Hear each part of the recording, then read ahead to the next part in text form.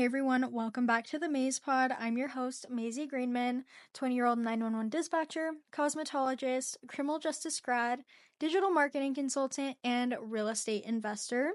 As you can tell, I have accomplished a lot over these past couple of years, and so I'm here to share what I've picked up along the way so that you can chase your goals and live out your dreams as well. So, just some quick announcements. First off, I am sorry this episode is coming out a little later than usual.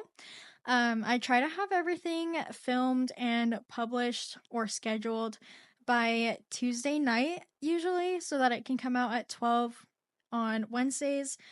But when I finally had time to record, it was dark out, and I really do not like the lighting in my house when it's dark. So here we are, middle of the day on a Wednesday. It's fine. We'll get ahead, and everything will be fine later. And then I also have something super exciting underway for Mayz Digital and the Mayz Pod. I can't tell you all what it is just yet, but just know it's coming soon and get excited with me for what I'm about to do. And my goal with both of these platforms is really just to help you build your dream life. And if you are a female entrepreneur and you're watching this right now, I am hosting an event on March 11th at 12 p.m. Mountain Standard Time for you to network and learn strategies to help grow your business. I will put the link down below in the show notes or comments, whatever it is on YouTube. And you really just do not want to miss this. So pause the video, pause the recording, wherever you're listening right now, pause it, go to the show notes and register. You can join no matter what stage of your business you're in. The vibes, the energy, everything was so good last time, and you really don't want to miss this next one. So if you haven't already, pause the video, recording, whatever it is, pause, and go sign up. All right. For segments this week, I am grateful for HotWorks. I say it all the time, but I really am grateful for HotWorks and being able to work out alone in the sauna and get all the benefits of an infrared sauna. It is so nice, and that's one thing that I hate about going to like the normal gym is that I'm usually fighting over machines or I feel like people are watching me, but at HotWorks it's just me, my own little world, watching the video, doing the workout, and I really love that. And it also makes me feel so good after. All right, and then I am looking forward to this Friday. I'm having a girls' night, and we're going to paint pottery, which is something that I used to do all the time with my mom when I was little, but I haven't. I don't remember the last time I went and painted pottery. It was a long time ago, but I love doing it, and so I'm super excited that we get to do this. And then, if I could talk to younger me, I would tell her to just let it go. If it's negative, not serving you, just let it go. You don't need to be wasting your time and your energy obsessing over that or thinking about it. Whatever it is, just let it go. Okay, and when we think about personal growth, we often focus on discipline, hard work, and pushing ourselves to be better. But what if the most powerful growth tools is actually self-compassion? Being kind to yourself doesn't mean making excuses. It means creating a mindset that allows you to learn, adapt, and keep going without being weighed down by self-judgment. And if you're constantly hard on yourself, growth just feels like a battle. And that's the last thing that we want. But when you approach challenges with self-compassion, you build resilience, prevent burnout, and actually improve your chances of long-term success. And okay, put a finger down if you ever thought that being hard on yourself would motivate you to work harder. I can't put down this finger, so we're going with 2. And now put a finger down if that ever consistently worked for you. Me neither. Well, Dr. Emma Sapala from Stanford says we mistakenly think that being competitive and pushing ourselves hard is required for success. Research, however, is proving these theories wrong. Most of us don't stop to consider whether our self-critical and competitive attitude are helping us achieve our goals. We don't realize that they are actually standing in our way. Scientific data shows that self-criticism makes us weaker in the face of failure, more emotional, and less likely to assimilate lessons from our failures. Studies are finding that there is a far better alternative to self-criticism, self-compassion. And Okay, I used to be one of the people who thought that it was dumb to say positive affirmations or talk positive to yourself, but I was so wrong, you guys. It actually has so many physical and mental benefits. For one, it helps to reduce stress. When you talk negative to yourself, you're activating your sympathetic nervous system, which elevates your stress hormones like cortisol. But self compassion and positive self talk can activate biological nurturants and soothe your nervous system, and then lead to better decision making. There is also an increase of dopamine that is released, and that is associated with reward and motivation, making you more likely to actually complete your goals. So, in short, in English, when you talk bad to yourself, you are stressing yourself out and creating all of these unnecessary negative factors like burnout and anxiety. But when you talk good to yourself, you're reducing those factors and in turn getting more motivated and more excited about life. You're also a lot more likely to keep going instead of giving up when you face some sort of setback or mistake. I know when I used to think this way and when I was so negative all the time, I would just quit and give up. I'd just want to hide in all of the shame and negative feelings. I'd put the hoodie up and slouch, and I just wanted to soak in all of those negative feelings that I was feeling, and it just made it worse for myself. But you guys have watched me since I've made that mindset shift, and I am doing so many different things. And I mean, I'm still facing setbacks, but I'm taking them on in a new way. They're basically just challenges for me at this point. Now, positive self talk is part of the growth process and helps you to process your emotions in a healthy way. And it's okay to feel disappointed about things, but instead of saying things like, I failed, I'm terrible at this, self compassion would sound like, I'm learning, and this setback is part of the process. And now we're going to be Mythbusters really quick. Myth number 1 about self compassion is that it's a weakness. This is not the case. Like we just talked about, positive self talk and self compassion make you stronger and able to handle more. And I don't know about any of you guys, but when I'm negative to myself, suddenly everything just goes to shit and everything is so negative all around me. It's in those moments when I hit my breaking point because the person that I need the most is not there. Okay, I am not really a crier and I'm not a super emotional person either, but it's in moments like these when I am weak and vulnerable and not in a good way. Remember, we've talked about vulnerability and how it can be a good thing. But in these moments, it is not a good thing. And I can't control my emotions in these moments either. And that's like one of the things I hate the most, when everything's just been so bad and you hit your breaking point and you hear something from someone and you just start crying or you just lose it and you can't control your emotions. I hate being in that state of mind, and that's what happens when I am practicing negative self-talk and not having compassion for myself. And on the other hand, when I'm positive to myself about a situation, bad things could be happening, but they don't really faze me. I'm able to move past them, and I'm happy and I'm strong. So self-compassion isn't a weakness, it's actually the opposite, and it can be a huge ego booster. Now, myth number 2 is that self-compassion is pity. And we could not be any more wrong here. Cutting yourself some slack while you're in this vulnerable and uncomfortable spot, and this is when vulnerability is a good thing, isn't pity. It's exactly what I just said. It's cutting yourself some slack. You're probably doing something new that you've never done before, and you're not just going to succeed at everything that you try right off the bat. It takes resilience and perseverance, so don't feel bad for telling yourself that you're trying your best, because that's really all that matters. Now, myth number 3 is that self-compassion is making excuses. And I used to really believe this, you guys. I really did. I thought that cutting myself some slack or taking breaks and so many other things that I talk about here on the Mayz pod were making excuses. And they're not. Excuses are saying things like, oh, I didn't have time for that, or I don't have time for it, or something came up. When something didn't actually come up, you're just making you're just saying that out of the fear that you were going to fail or because you didn't want to go out of your comfort zone, that's what an excuse looks like.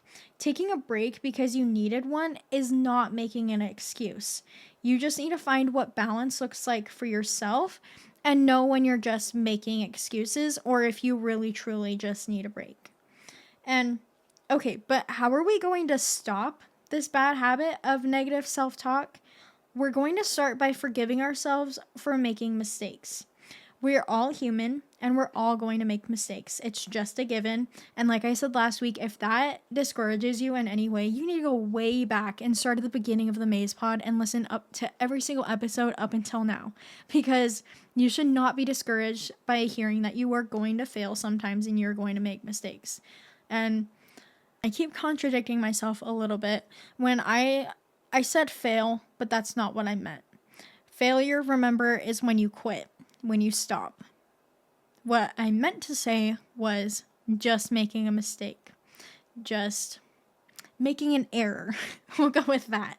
But it's just a fact. It's just going to happen. And if that's hard to hear, then you need to go way back and change your mindset. Now, I want you to think of someone that you love a lot and would never want to get mad at. Whether that's a younger sibling, your partner, your mom, your dog, whoever it is, think of them and how you react when they make a mistake. You usually forgive them, right? Now, start treating yourself that exact same way. Why should you be mean to yourself and criticize yourself and get mad at yourself when you wouldn't act the same way to someone else? Now, the next step is to let go. This is something that I really had to learn for myself. I used to hold on to so many negative emotions and feelings and mistakes, and I just built so much hate and negativity. Well, once I was finally able to let that go, I felt so much more free. And now thinking back to my dear younger me, I didn't even coordinate that, you guys. That's been happening a lot. I usually will draft my episode a while in advance and then come up with my segments right on the spot because I don't like drafting those. I like coming up with them and I feel like it's more genuine. But anyways, I've been noticing a trend that lately my dear younger me is correlating with something that I talk about in the episode, and that's really cool. But anyways, I felt so much more free when I was able to let that go.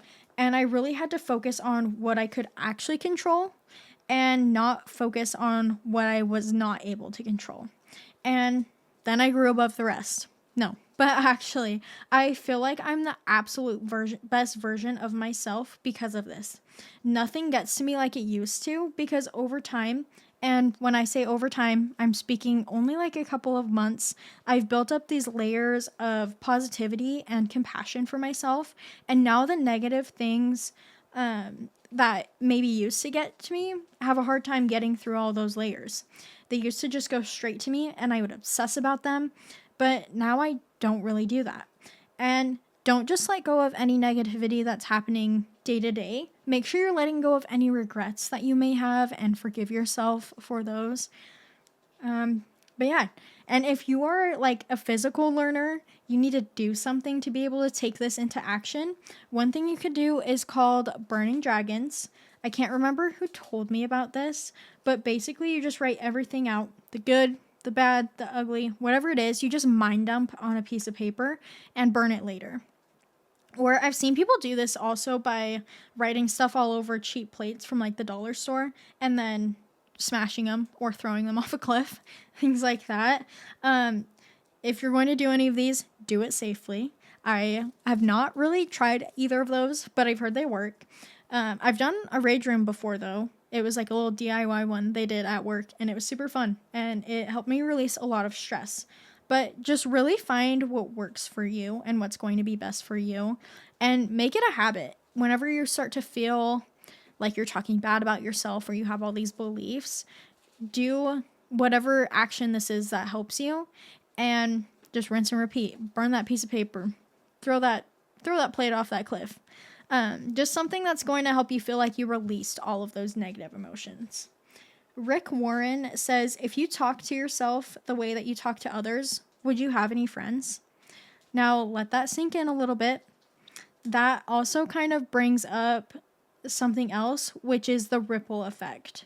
The way that you're talking to yourself is releasing cortisol and all of these negative emotions, and it will just ripple off into the way that you treat others. In turn, manifesting that quote into your life. And on the other hand, if you're treating and talking to yourself positively, you're not going to see that play out. You're going to see the opposite. You're going to be compassionate and empathetic to yourself, and the people who are supposed to be in your life supporting you will be there supporting you because they will actually want to be around you. And that brings up another little point, which is your energy. People are attracted to your energy or pushed away by your energy, depending on how it is. And you can think of this if you've ever gotten a gut feeling about someone, whether it was something good or something bad, something drew you to that person or pushed you away from that person, repelled you from them. And it may have just been their energy. They may have been really negative to themselves and were projecting that onto other people. And so make sure that you're staying positive and trying to make the best out of every situation that you can. Even when it's hard, I know it's hard, but that energy is going to reflect off of you, and you're either going to attract people or you're going to repel them, and you're either going to have friends or you're not going to have friends. So to sum it all up, talk positively to yourself. And if you're talking negative to yourself constantly, you've probably made it a habit, which is okay. It's going to be hard to break, but it's okay. We can work around that. What we're going to do is break that habit.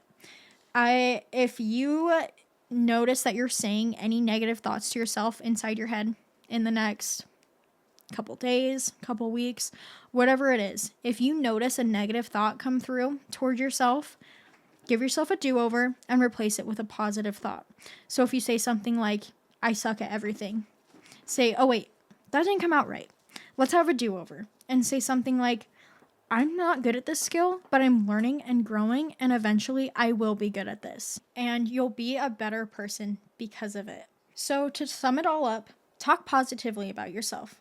And if you are talking negatively consistently to yourself, you've probably made it a habit, which is okay. And what we're going to do is break it.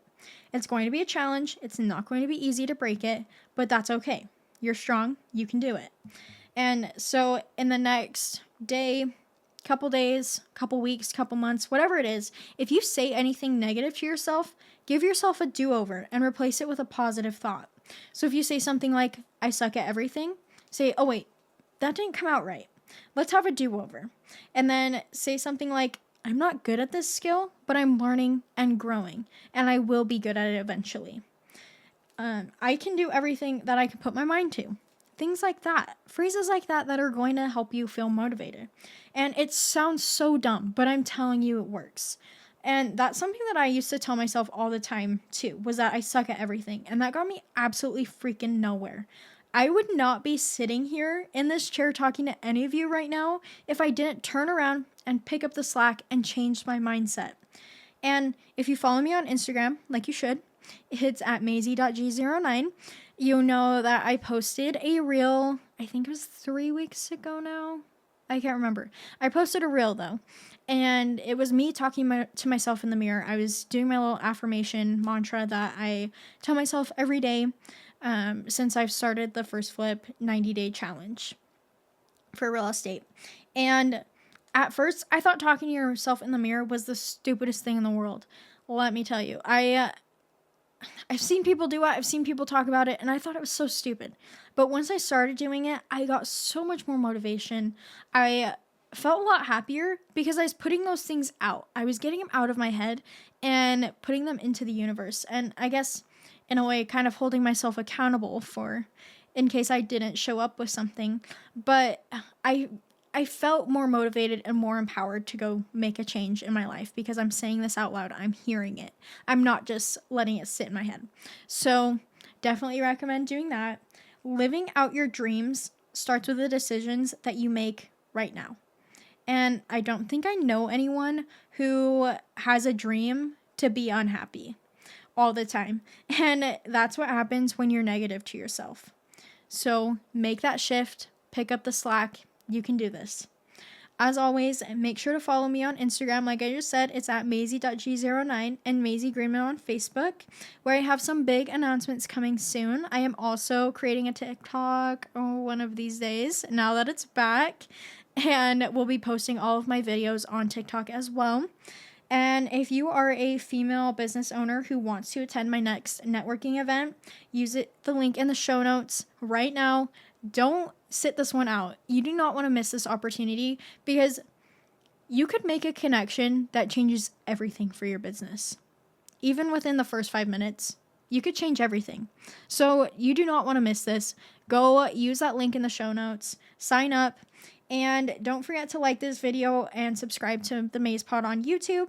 If you want me to keep making the video pod, especially, give it a thumbs up. And if you have any suggestions, comments, concerns, or really anything, email me at mayzpod@gmail.com. Use the Q&A section on Spotify or comment on YouTube.